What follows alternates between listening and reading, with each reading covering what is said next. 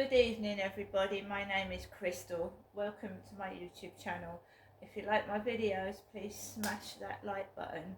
Please do subscribe. I'm back home where I live after visiting my mum. I've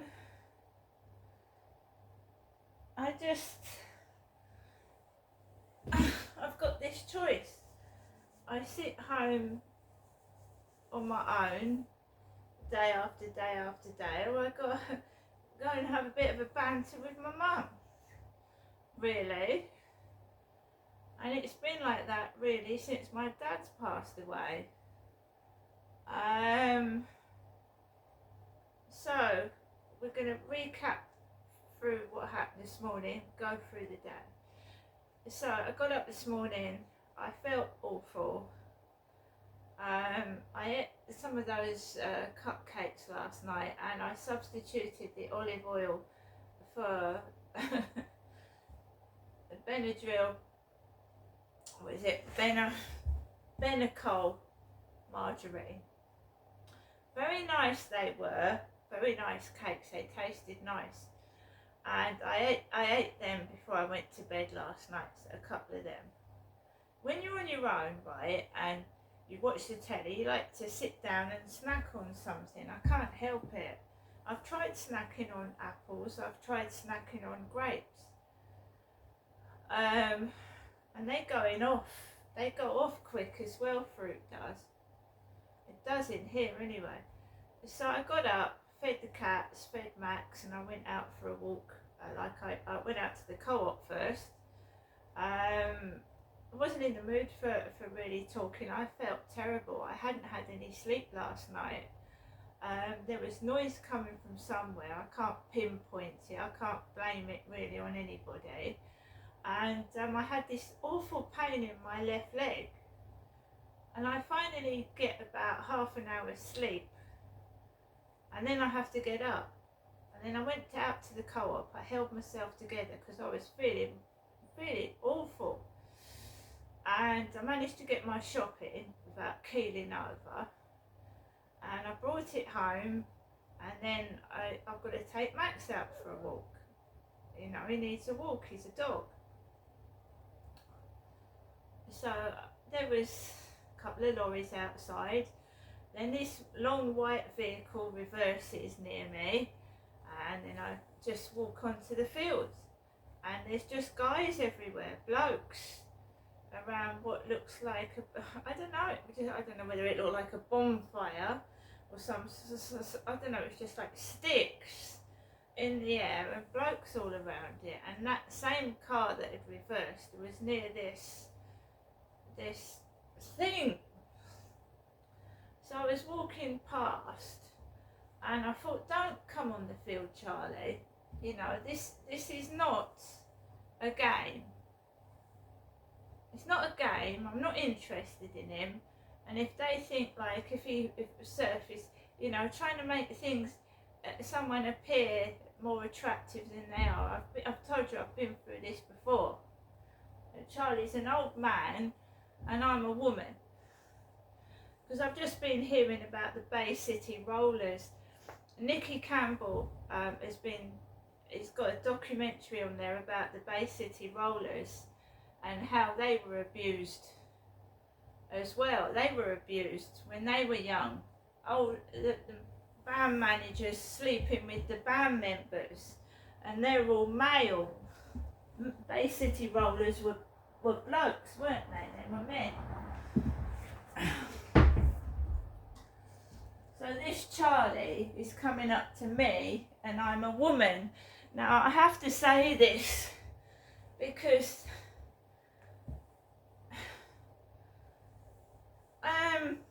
getting a lot of funny looking men off Flirt Finder that text me and off TikTok, and I am a woman, and it came across to me that Charlie was homosexual, this guy that was wandering around the field, and I'm a woman. But there are cases in the past where managers of boy bands was sleeping with, getting the band members to sleep with them to further their career. And this is all coming out now. And I was watching a documentary about Ghislaine Maxwell last night on Netflix, and how she groomed girls for Epstein. So boys have been abused as well, male band members. It's not just women that get abused, blokes do. And it's like just really coming out now, isn't it?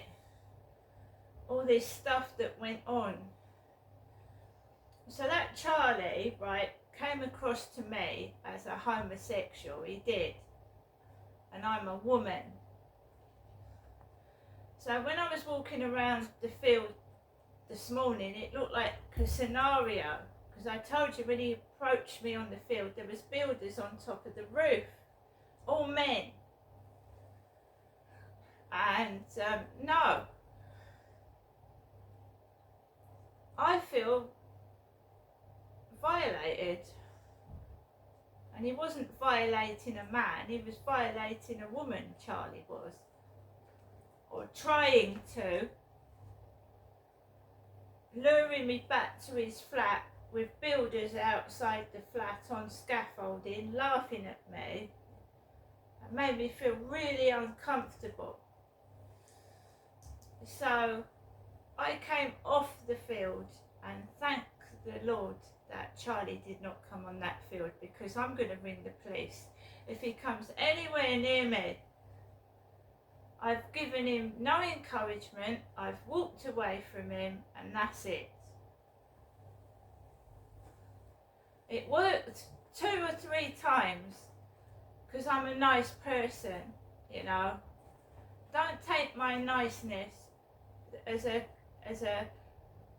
sign for you to abuse me, because that's wrong.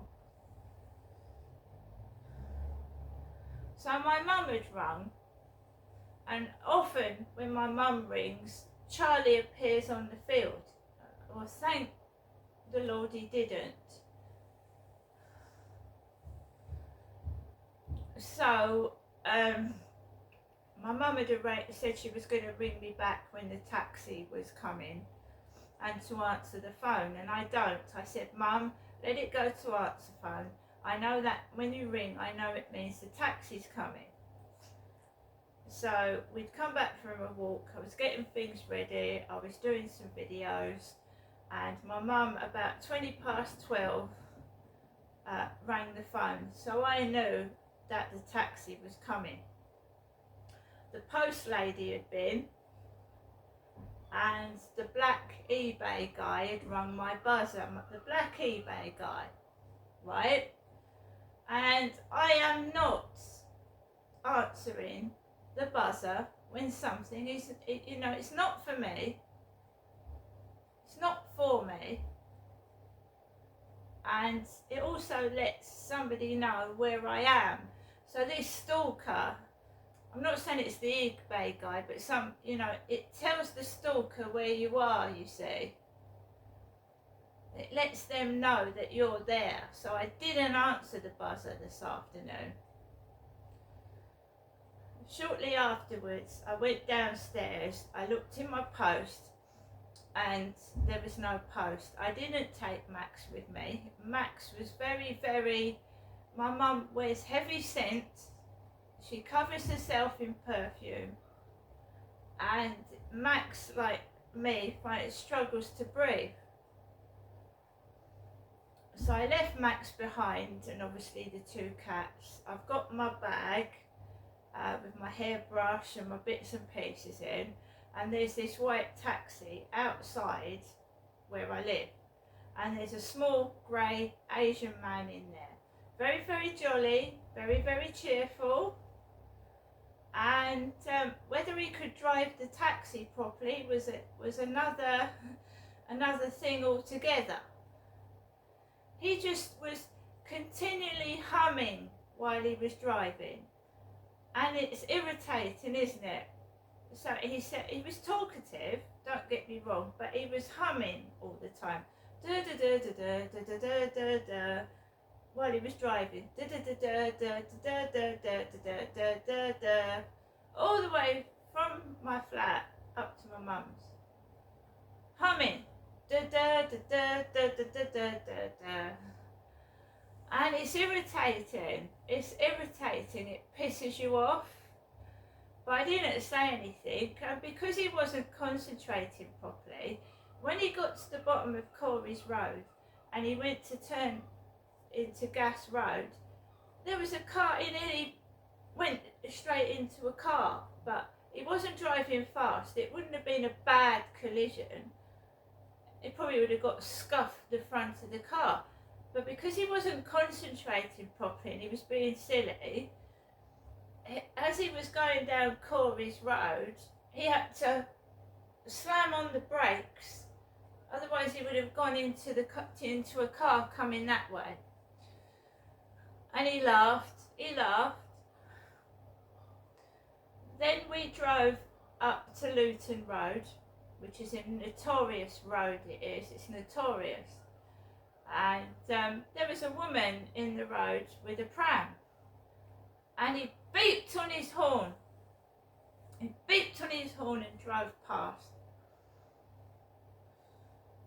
He went, "Oh, lady in the road with a baby." Beeped the horn.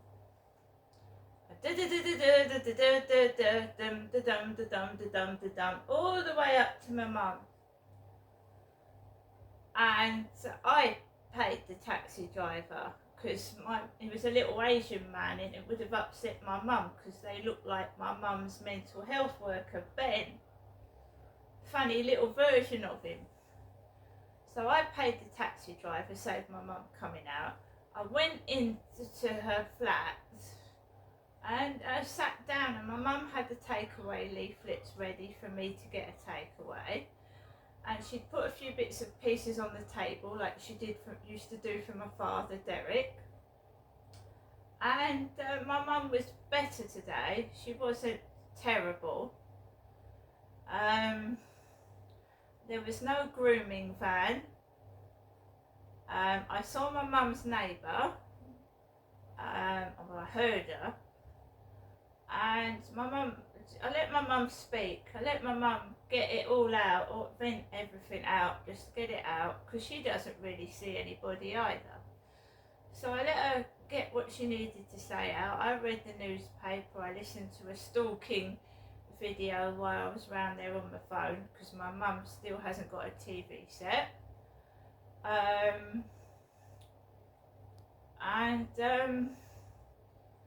Later on the takeaway came, and my mum had a gurgly stomach. Her stomach was gurgling really, really loud. It was gurgling. You could hear it. I thought she was going to have to explode and go to the toilet. Her stomach was gurgling really loudly. I didn't say anything. She was walking along. She was gurgling. When the takeaway came, I just had a chicken wrap because I want to try and eat healthy. You know what I mean? I don't want a pizza. I don't want like stuff covered in oil like chips. So I thought I'd try a chicken wrap. So I got a chicken wrap and some small profiteroles. I'll show you those in a minute. Profiteroles. And my mum went and cooked herself a meal, and I thought she was going to choke to death. I was just stuck. I thought, oh my God. I thought I was going to have to do the Heimlich manoeuvre on my mum. No, she fucking red as a beetroot. She'd eaten her meal. She'd eaten the microwave meal with the tomato sauce and everything, loads of stuff on it, and she started to fucking choke. And I mean really choke. And I thought, last time, I've seen it happen to my mum before, and she's told me off for interfering. She went, no, leave me alone. So I started to think, you know, should I go over there? Should I what? And she was going red, and I mean red, and coughing and really choking. And I've had it happen to me. I have had it happen to me lots of times. If I get a tickle in the throat from something, or I get, you know, so I didn't want to embarrass my mum either. Do you know what I mean? I didn't want to embarrass her. She likes to be like very independent, and I didn't want to upset her. So obviously I would have intervened. I could see that she was okay, but she really did go beetroot red and start choking, and it frightened me.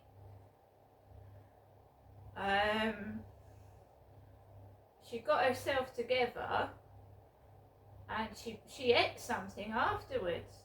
She had a yogurt after she'd eaten a great big meal. She ate a yogurt afterwards. She drank water. I had it happen to me in my old flat, and I ate a poached egg, and then I thought, my God, I've had the same thing happen to me, and it made me frightened to eat afterwards. But my mum was okay. She ate something else. She was gasping for breath after she'd eaten it. Her dinner. So that happened. That was scary. I stayed with my mum until 4 because you know what I mean. My mum is elderly. She gets tired and she wants time to herself. And yeah, my mum just carries on. She just, I'm the same. You just get up and carry on because she's got no choice really. But I thought she was going to choke to death in front of my eyes. It was very frightening. Got the taxi just after 4, and it was ABC Taxis my mum rang, and this really posh electronic taxi turned up with an Asian driver with grey hair, but he was younger, wasn't an old man. I would say he was about 45, 40, and he pressed the button and the boot went up. I put my bags inside it, sat in the back seat. He told me to put my seatbelt on, thank you. And he had the radio on, Talk Sport, the channel, Talk Sport channel. So all the sports news was on, the sports news, and I'm not into sport. And I'm not tennis and swimming, but not football or rugby. So Talk Sport radio was on, and that was bugging me because I don't like sports. I prefer a bit of music. So he had the sport radio on, and drove me to the flat outside, and I got out the taxi and I came into the flats, but it was a really posh taxi. It had a TV in it, electronic doors, it's very posh, and I can't drive, so I liked it, but I can't drive. And I come into my flats, and I unpack my stuff, check Max is okay, make myself a cup of coffee, and then I've got to take Max out for his evening walk later on. But I don't know what was wrong with my mum's stomach. It was really, really loud. I've heard tummies rumble before, and I've heard tummies gurgle, but every time she walks it, blah, blah, blah, blah. It's really loud. When I got home, my mum called me and she said, I hope I've been some entertainment to you. I don't want my mother to be entertainment. I just want all this crap to stop, and I just want my freedom. It's not funny. I thought my mum was going to choke to death in front of my eyes. It wasn't funny. My mum.